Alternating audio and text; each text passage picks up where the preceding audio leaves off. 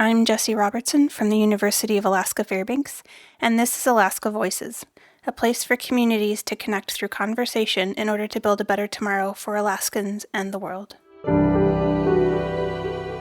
Originally, I grew up in Gakona, Alaska, Tyonek, Egypt, Idaho, Rampart, St. Lawrence Island, St. Paul. and I'm here with my student, my science buddy, my teacher, my homie. I'm his daughter.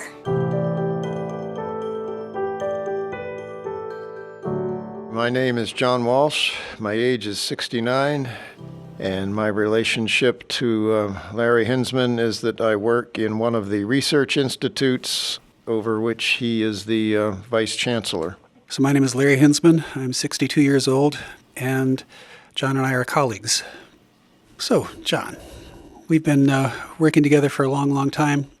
Can you tell us what first piqued your interest about climate and climate change studies? I actually started working on Arctic sea ice back in the late 1960s with the Navy. There was a lot of work at the time going on in connection with sea ice dynamics, predicting sea ice for the supply of the pipeline and that type of thing, but there was not much interest in how sea ice might fit into the bigger climate picture. So right now it seems like everybody has an understanding of what climate change is and the climate dynamics. Do you think in the 60s and 70s it was the same? Was popular opinion really interested in it, or was it largely ignorance or lack of attention? I think it was lack of attention, and probably on both sides of the coin, on the scientific community's side and on the public side. And those two are not independent.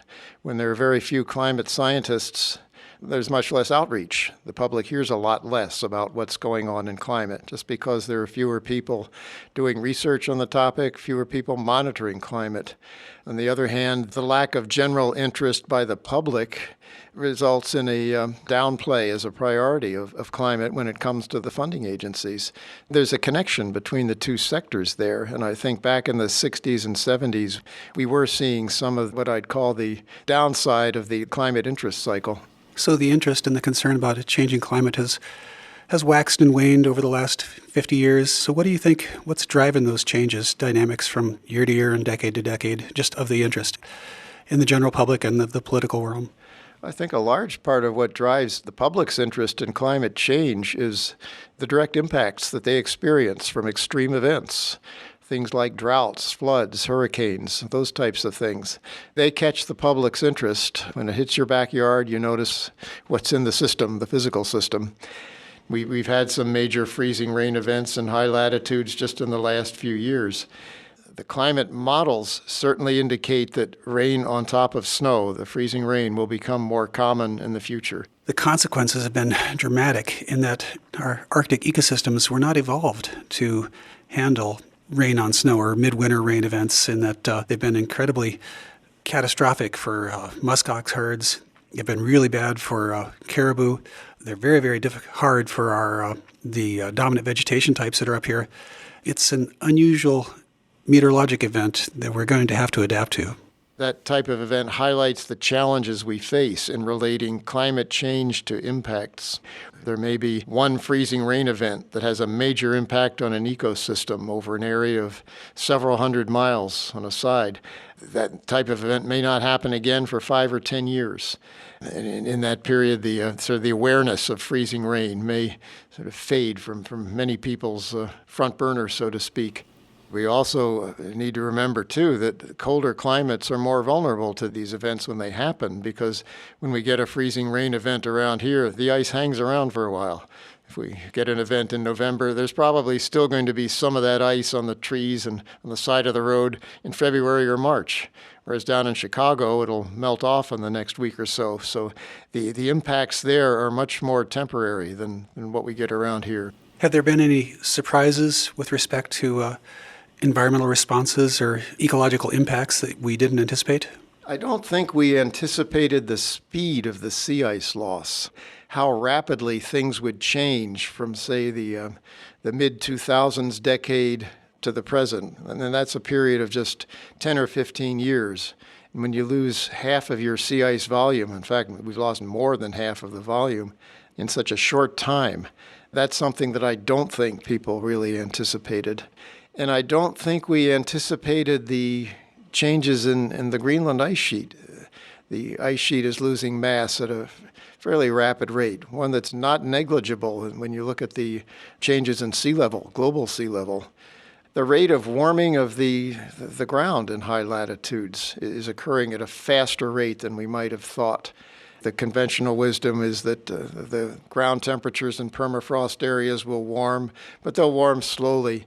But what we're seeing up on the North Slope is a rapid enough warming that we could actually get thawing of what has been cold permafrost in just 30 or 40 years. So you've studied climate dynamics all of your professional life. Looking back, has it been a fulfilling career, and would you do it over again if you could? I'd certainly do it over again. I think you and I both got into the climate research area at the optimum time.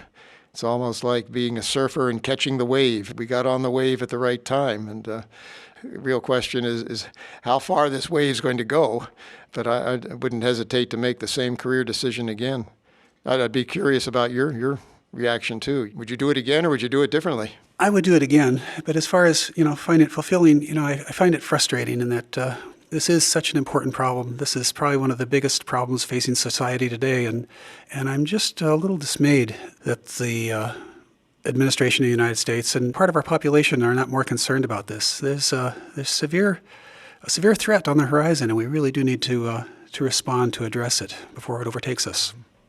Yeah, and what concerns me is that it's the next generation or two that's really got the higher stake. We're pulling the trigger, so to speak, but they're going to be the ones who are really impacted down the road. The thing that gives me the most optimism is to see the level of innovation and energy and enthusiasm and capability in the next generation of scientists. What impresses me about the younger scientists, too, is that they're more inclined to look beyond the ivory tower. They're looking at the big picture of climate and how it relates to society and how they can effectively interact with policymakers, much more so than we did when we started our careers. And that's an encouraging sign for the messages getting through to those who can do something about it in the political arena. I agree. We did some good work, but there's still a lot of good work that needs to be done. Right. Alaska Voices builds bridges by creating a space where community members, friends, policymakers, and scientists can share stories and place-based knowledge. This project was developed in partnership with StoryCorps and was funded by the Alaska Climate Adaptation Science Center. Additional funding was provided by the University of Alaska Fairbanks Chancellor through a generous gift from the Bentley Family Trust to the University of Alaska Fairbanks. Alaska Voices would not be possible without the help and efforts of an amazing group of people.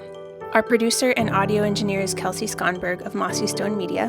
Our podcast and outreach specialist is Mike DeLue, and our website designer is Carolyn Rosner. If you are interested in more conversations or information, please visit our website at alaskavoices.org.